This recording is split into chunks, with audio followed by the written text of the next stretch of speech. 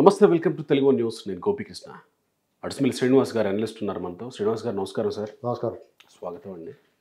Lokesh Telugu Desam party జాతీయ ప్రధాన కార్యదర్శిగా తన పాదయాత్ర చేసి నాయకుడిగా నిరూపించుకొని పర్యటిస్తూ ఉన్నప్పుడు పాదయాత్ర ముగింపు సందర్భంగా ఇచ్చిన కొన్ని ఇంటర్వ్యూల్లో ఒక ఇంటర్వ్యూలో మాట్లాడుతూ ఆయన ముఖ్యమంత్రి ఎవరు కాబోతున్నారు అని అంటే చాలా సూటిగా చంద్రబాబు నాయుడు గారు అవుతారన్న విషయాన్ని చెప్పారు.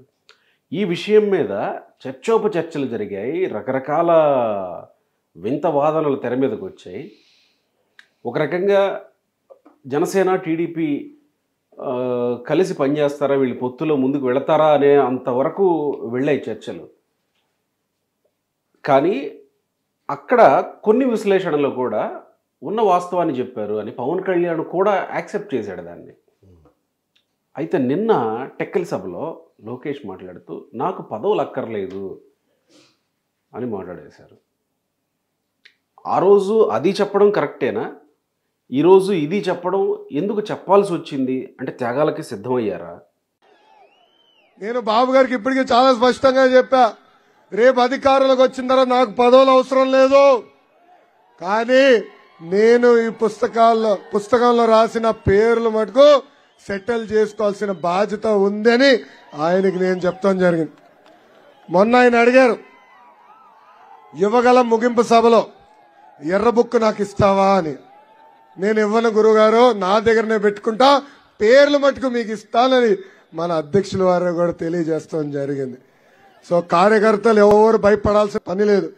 నాకు పదవులు అక్కర్లేదంటే నాకు పదవులు అక్కర్లేదు, ఈ రెడ్ బుక్ చాలు. ఇప్పుడు లోకేష్ గారు చంద్రబాబు నాయుడు గారు ముఖ్యమంత్రి అవుతాడు, అందులో సందేహం ఏముంది? అందులో సందేహం ఏముంది? నిజంగా సందేహం లేదు.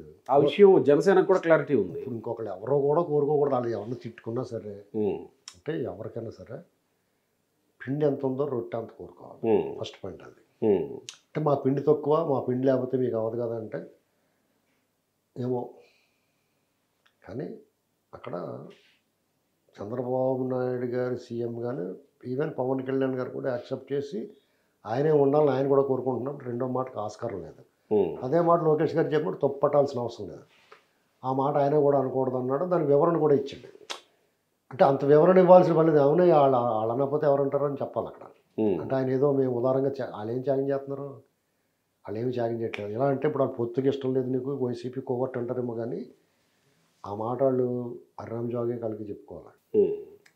ఎందుకంటే ఆ విషయంలో పవన్ కళ్యాణ్ గారు ఏం తప్పట్లేదు. కొంతమంది విపరీతంగా మాట్లాడే వాళ్ళు ఉంటారు. శృతి మించి మాట్లాడడం వల్ల మాటకు మాట వస్తూ ఉంటాయి. కాబట్టి ఆ గోల్ జోలికి వాళ్ళు ఎలా పడుతుందో పెంచుకుంటారు, మనకు అనవసరం, వదిలేండి. లోకేష్ గారు నాకు పదవులు వద్దన్నాడు. నాకు చాలా పదవుల కంటే మించిన పని ఉంది, కార్యకర్తలు కొంచెం డెఫినెట్గా శభాష్ అంటారు. ఎందుకంటే పార్టీ పని చూసుకోవాలి ఆయన. ఆ నాన్నగారు అడ్మినిస్ట్రేషను ఇలాంటివన్నీ చూసుకుంటాడు. మన పార్టీని ఎవరు చూసుకుంటారు? ఇప్పుడు పార్టీ కార్యకర్తలు ఇప్పుడు లాస్ట్ 2014 నుంచి 19 వరకు పార్టీని వదిలేసి రోడ్లు గీట్లు ఈ గోళ్ళు చూసుకుంటే అవి ఎక్కడ కాపాడి వెళ్ళినాయి.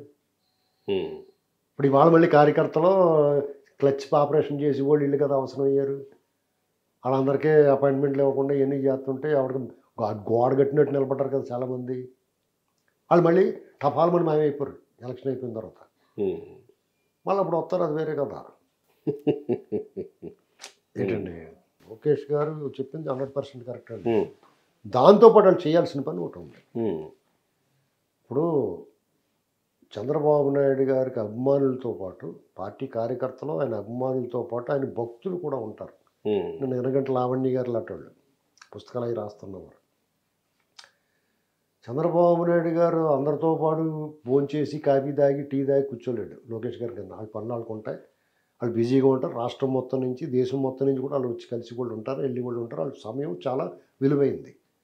అయినా సరే వాళ్ళు కొంత సమయాన్ని వాళ్ళ అభిమానుల కోసం, కార్యకర్తల కోసం కేటాయించాలి. ఆ కేటాయించడంలో వాళ్ళకి మరి ఎక్కడ లింక్ తేడా అవుతుందో కానీ కొంతమందికి కొంత అసంతృప్తి ఉంది చాలామంది. ఆ అసంతృప్తిని ఎలా రూపుమాపాలనేటువంటి దాని మీద దృష్టి పెట్టాలి, అధికారంలో ఉన్నప్పుడు లేనప్పుడు కూడా. ఇది ఇక లోపం ఎక్కడ వస్తుందంటే సమన్వయ లోపం ఉంటుంది. కోఆర్డినేట్ చేయటం అంటే నాయకుడికి సామాన్య కార్యకర్తకి మధ్య బ్రిడ్జిగా ఉండవలసిన వాళ్ళు ఆ బ్రిడ్జి మీద ముళ్ళగంచెలు వేస్తున్నారేమో అని డౌట్ నాకు.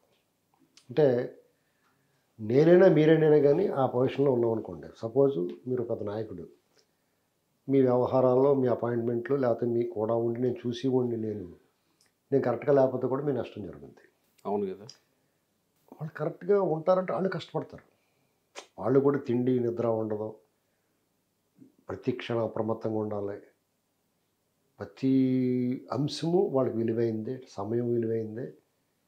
ఒక రకంగా మంచి చెడు రాళ్ళు పూలు దెబ్బలు తగులుతాయి, చెప్పు దెబ్బలు కూడా తగులుతాయి. ఇవన్నీ సిద్ధపడితే నాకు ఉండాలి. నువ్వు యూ డిజర్వ్ ఇట్. అవును, అవన్నీ తగులుతాయి. మరి వాళ్ళ దగ్గర అంత తేలిగ్గా ప్రధాన అర్చకుడు అయిపోతారు ఇటు. ఇప్పుడు వెంకటేశ్వర స్వామి దగ్గర ప్రధాన అర్చకుడు అయిపోవాలంటే దానికి చాలా ఇది ఉండాలి, భరించాలి, చాలా స్టెప్పులు దాటుకొని పోవాలి. మరి అన్నీ భరించాలి. నీకు ఆ ఫ్రూట్ రావాలంటే మరి మొక్కేసాలి, పెంచాలి, జాతక కొయ్యాలి, జాతక పంచాలి. అంటే లోకేష్ త్యాగం చేయడానికి త్యాగం సిద్ధపడ్డారా కాదండి. లేకపోతే పార్టీ కోసం పనిచేయడానికి సిద్ధపడ్డారు అనుకోవాలా? ఈసారి ఎన్నికలు డిఫరెంట్. ఇప్పుడు కార్యకర్తలకు లోకేష్, నేను ఇది అంతా ఎందుకు చెప్పానంటే కార్యకర్తలకు తాలూకు మనోభావాలను గౌరవిస్తున్నాడు అతను. రాష్ట్రంలో పరిస్థితి ఎలాగ ఉందంటే పార్టీ కేడరు, పార్టీ సానుభూతి పరులు, ప్రజలు 3 వర్గాలుగా ఉంటారు. పార్టీ కేడర్ కరడు కట్టిపోయి ఉంటారు, పార్టీ లైను వాళ్ళు. సానుభూతి పరులు పార్టీ మీద, పార్టీలో ప్రాథమిక సభ్యత్వం ఉండదు కదా, సానుభూతి పరులు వాళ్ళు సింపథైజర్స్గా ఉంటారు. ప్రజల్లో కూడా ఈ బాగా చేస్తే వీళ్ళు వైపున ఉంటారు, బాగా చేయకపోతే ఇంకొక వైపుకి వెళ్ళిపోతారు. ఇలాగ ఉంటారు, అటు ఇటు మారుతారు వాళ్ళు. ఇప్పుడు స్టాండర్డ్గా ఒక వైపున ఉంటారు వాళ్ళు. వీళ్ళందరినీ ఆకట్టుకోవాలి. ఇప్పుడు వాళ్ళందరి పరిస్థితి ఎలా ఉందంటే జగన్మోహన్ రెడ్డి గారి పరిపాలన చూసిన తర్వాత రగిలిపోతూ ఉన్నారు. అందరికీ బాధ ఉంది. పార్టీ కార్యకర్తలు సానుభూతి పరులకి చాలా తీవ్రమైన ఆగ్రహం ఉంది. ఈ న్యూట్రల్గా ఉండే వాళ్ళు కూడా వీడిని ఎవడన్నా ఓ ముట్టికేసి కూడా వస్తే బాగుండరా అని చూస్తున్నారు. వీళ్ళ అరాచకాలు చూసిన తర్వాత వీడిని ఎవడో అడ్డుకోలేడా, వీడు ఎలా రెచ్చిపోతున్నాడు, వీడి సంగతి చూసి కూడా లేడా అనేటువంటి భావన వచ్చింది. ఆ మనోభావాలకు తగ్గట్టుగా ఈయన కూడా రెడ్ బుక్ కూడా చూపించి ఇదిగో ఎవడైతే అన్యాయం చేశారో, దుర్మార్గం చేశారో వీళ్ళు చట్ట ప్రకారం శిక్షిస్తాను, వీళ్ళు వదిలిపెట్టను అంటున్నాడు, చెప్తున్నాడు కదా. అవును, లోకేష్ గారు చెప్తున్నప్పుడు ఇలాగే చెప్తారు వీళ్ళు, రేపు పొద్దున్న గెలిచిన తర్వాత మళ్ళీ పట్టించుకోరు, గెలిచే వరకే కార్యకర్తలు అది ఇది అంటారు, గెలిచిన తర్వాత మళ్ళీ అపాయింట్మెంట్ కూడా దొరకదు, వాళ్ళు పట్టించుకోరు, వాళ్ళు గొడవలు చూసుకుంటారు అని ఒక రకమైన ప్రచారం పుకార్లు పుట్టించేశారు. అది కొంతవరకు వాస్తవమో కాదో మనకు అనవసరం, దాని జోలికి పోవడం తెలుసుకోలేదు. అయితే వాళ్ళే చెప్పారు ఈసారి అలా ఉండదు, మీ కార్యకర్తలు మేము జాగ్రత్త చూసుకుంటాం, ఎవరిని వదిలిపెట్టడం అరాచకం చేసిన వాళ్ళని అని చెప్తున్నారు. ఆ మాట కట్టుబడి లోకేష్ గారు నా పదవి వద్దు, ఇప్పుడు మంత్రి పదవి తీసుకున్నాడు అనుకోండి, ఆ పని మీద ఉండాలి, అది వదిలేసి తారా దెబ్బలాడుకుందాం అనుకూడదు కదా. అంటే దెబ్బలాడుకోవటం కాదుగా, ఎవరైతే అరాచకం చేశారో, ఎవరైతే లా అండ్ ఆర్డర్ అతిక్రమించి వాళ్ళ సర్వీస్ రూల్స్ని అతిక్రమించి చేసినటువంటి వ్యక్తులు ఉన్నారో వాళ్ళ పేర్లన్నీ నేను నోట్ చేసుకున్నానని చెప్తా ఉన్నాడు కదా. సో అలాంటప్పుడు లా అండ్ ఆర్డర్ని ఆర్డర్లో పెట్టాలంటే, సక్రమమైనటువంటి పద్ధతిలో నడిపించాలంటే హోంశాఖ లాంటి శాఖ ఏదైనా అలా కదండి, అది ఎవరన్నా నిర్వర్తించుకోండి. ఓకే, పోరాటం చట్టం పరిధిలో పోరాటం చేస్తా అంటున్నాడు. చట్టం పరిధిలో పోరాటం చేయాలంటే వేరే బాధ్యతలు ఉండకూడదు. ఇంకా అదే పెద్ద టాస్క్ అది. ఓకే, మీకు ప్రజల మనోభావాలు, పార్టీ కేడరు, సానుభూతి పరులు, ప్రజల మనోభావాలు ఎవరినన్నా ఏదన్నా ఎందుకు బతికిస్తుంది అంటే అండి, మనిషిని ఆశ ఒకటి బతికిస్తుంది, రేపు పొద్దున బాగుంటుంది మనకి. అవును, అలాగే పగ ప్రతీకారం కూడా బతికేస్తుంది. ఈ అమ్మాయి సావదంపుకి సావాలరా అనుకుంటాడు. ఈ రెండు బతికేస్తాయి మనిషిని. ఒక ఆశ ఉంది, వీళ్ళు వస్తే బాగుంటుంది రాష్ట్రం అని, భవిష్యత్తు మీద భరోసా ఉంది. లోపల నగిలిపోయి వీళ్ళు వస్తే వీళ్ళ సంగతి చూడాలి, రైండి మా ఇల్లు లాగేసుకున్నాడు, వీడిని మడతెట్టేయాలి అన్న కోపం ఉంది. నేను ఏదో కంప్లైంట్ ఇస్తానికి వెళ్తే నా మీద కేసెట్టి వీడి సంగతి చూడాలని లోపల రగిలిపోతూ ఉన్నారు. అంగళ్ళ దగ్గర ఉన్నారు, అనవసరంగా వాళ్ళ మీద కేసులు పెట్టాడు కదా, ఆ ఎస్పీని ఎక్కడికన్నా పంపించేయాలి, ఎందుకు పరిగ్రహణ చోటగానే కోరుకుంటూ ఉంటారు. వాళ్ళు కోరుకుంటారు కదా సహజంగానే, వాళ్ళు చేయలేడు, వ్యక్తిగా చేయలేడు.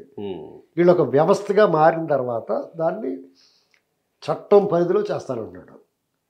అదే అంటున్నా, చట్టం పరిధిలో చేయాలంటే ఆయన ఏదో హోంశాఖ తీసుకోవాలి, ఆయన ఎందుకు అవసరం లేదు. ఆయన ఎందుకు ఆయన చట్టం ఇప్పుడు ఆ హోంశాఖ వీళ్ళ మనిషి ఉంటాడు కాబట్టి వీళ్ళు అర్జీలను వాళ్ళే స్వీకరిస్తారు, దాని మీద విచారణలు చేస్తారు, వాళ్ళు తీసుకొని కూర్చోబెడతారు, ప్రాధాన్యత లేని పదవుల్లో పంపిస్తారు, శంకరగిరి మాన్యాలు పంపిస్తారు. ఇప్పుడు స్టీఫెన్ రవీంద్రన్ హోంగార్డులకు పంపించారు కదా, అలాగా అంతకన్నా దారుణమైన పంపిస్తారు, లేదా ఇంట్లో కూర్చోమంటారు, పిఆర్లో పంపిస్తారు.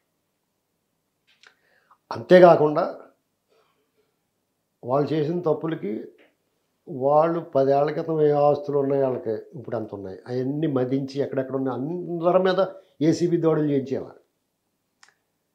మొత్తం ఎక్కడెక్కడ తవ్వేయగలుగుతారు, తవ్వేసి అవన్నీ తీసుకొచ్చి రాష్ట్రానికి జమ చేస్తే అప్పులు తీర్చేస్తాం రా అబ్బాయి, మీరే కంగారు పడకండి అని చెప్పి ఆయన తెచ్చేయాలి. జగన్మోహన్ రెడ్డి గారి దగ్గర నుంచి ఇప్పుడు యాత్ర డైరెక్టర్ ఉన్నాడు, అతను 2 ఎకరాలు ఇచ్చారండి, ఎకరం 20 కోట్లు ఎంతోనంట. హార్స్లీ హిల్స్ నువ్వు ఇచ్చే అబ్బాయి అని చెప్పాలి, మరి కానీ ఇవ్వలేదనుకో లోపలేసేయాలి. అది జగన్మోహన్ రెడ్డి గారు చెప్పారు. ఇప్పుడు జగన్మోహన్ రెడ్డి గారు ఏం చెప్తాడు, నీ వ్యాపారం ఉందో నాకు ఇచ్చేవా అని అడుగుతున్నాడు. ఏమకపోతే ఆయన నేర్పించి తినేస్తున్నారు. అంతే, నీవు నేర్పిన విద్య నిరజాక్ష, అది చట్టం పరిధిలో చేయాలి. ఆయన అడ్డగోలుగా ధర్మంగా పద్ధతి ప్రకారం చేసుకున్న వాళ్ళు వ్యాపారాలు లాగేసుకుని వాళ్ళు కొట్టి లాగేసుకుంటున్నారు. వీళ్ళు చట్టం లోపల వెళ్తే కూడా వాళ్ళు అందరూ ఖాళీ అయిపోతారు. వాళ్ళు అన్నీ అన్యాయాలు కదా, దుర్మార్గమే కదా, అడ్డగోలే కదా. ఇప్పుడు రేపు ఋషికొండమే కట్టారు గెస్ట్ హౌస్, అది ఈ ప్రభుత్వం హ్యాండ్ ఓవర్ చేసేసుకుని లోకేష్ గారు కట్ట ఉండడానికి ఇచ్చేసుకున్న, అదేదో హాస్పిటల్కి ఇచ్చేసినా లేకపోతే ఏం చేసినా మానసిక వైద్యాలయం చేసేసినా ఏం పర్లేదు. లేకపోతే లోకేష్ గారికి, లేకపోతే క్యాంప్ ఆఫీసు సీఎం గారికో చంద్రబాబు గారు క్యాంప్ ఆఫీసు ఇలాంటి పవన్ కళ్యాణ్ మీద ప్రభుత్వ భవనాలే ఏదో ప్రభుత్వ భవనాలకి అవసరమైందని వాడుకోవచ్చు, లేదా మానసిక వైద్యాలయం కింద పెట్టచ్చు, లేకపోతే దాన్ని ఇంకోటి గెస్ట్ హౌస్ కింద టూరిస్ట్ ప్లేస్ కింద మార్చచ్చు, ఏదైనా చేయొచ్చు. అది అలా తీసేసుకుంటానే ఆ కాంట్రాక్టర్ దగ్గర మొత్తం డబ్బులు లాగేయాలి, ఎంత ఖర్చు పెట్టాడు అంత ఇచ్చారా అని. ఆ ఆర్డర్ ఇచ్చిన అధికారిని మొత్తం వాడు ఫైన్ వేసేయాలి, ఆ మంత్రికి ఫైన్ వేసేయాలి. అలా చేస్తే అలాంటి బిల్డింగ్లు 3 కట్టినంత డబ్బు వచ్చింది, రాష్ట్రానికి జమ చేసేయాలి. ఎందుకు చేయకూడదు? సో లోకేష్ ఇప్పుడు ఈ బాధ్యతలు ఖచ్చితంగా ఆ పని చేస్తే లోకేష్ గండుడు రా బాబు, అగ్గిపిడిగిరా బాబు అనుకుంటారు. వాళ్ళ పార్టీకి మంచి బలేవాడు దొరికాడు, మన కత్తిలోడు అనుకుంటారు. ఎందుకంటే మళ్ళీ ఈసారి వచ్చినోడు ఒకవేళ వీళ్ళు ఓడిపోయేప్పుడు ఇంకొక అధికారంలో ఇంకో వచ్చినా ఒళ్ళు దగ్గర పట్టుకు పని చేస్తారు. ఆ పని చేయాలా. ఇప్పుడు ఎవడన్నా నేను బీహార్ పోతున్నాను, నేను మానేసాను, కేంద్రానికి పోతున్నాను అనుకో, ఐఏఎస్ ఆఫీసర్ ఇలాంటి పనులు చేసి మీరు ఎక్కడికి వెళ్ళిపోయినా తీసుకొస్తామని అన్నారు కదా, వీళ్ళు అలా తీసుకురావాలి. తీసుకొచ్చి వాళ్ళు జైల్లో పెట్టినా కానీ కడప సెంటర్ జైల్లో గట్ట పెట్టాలి, అక్కడ బాత్రూంలో బాగోకూడదు. అంటే నాలాటోడికి అంత కసిగా మాట్లాడుతున్నానంటే ప్రత్యక్షంగా సెగదగినోడికి ఎలాగుంటుంది? అవునా కదా, రైట్. సో అందుకే లోకేష్ డెఫినెట్గా దాన్ని అప్రిషియేట్ చేస్తున్నారు, అందరూ వద్దు అని అంటున్నాడు అనుకోవాలి, అందరూ అప్రిషియేట్ చేస్తున్నారు. రైట్, నువ్వు అదే మాట మీద ఉండవా బాబు, నీకు తిరుగు ఉండదు, నువ్వు చక్క చాలా బాగున్నావు కూడా, నీ చక్కని అందరూ లవ్ చేస్తారు నేను అని చెప్తున్నా. Right sir, thank you.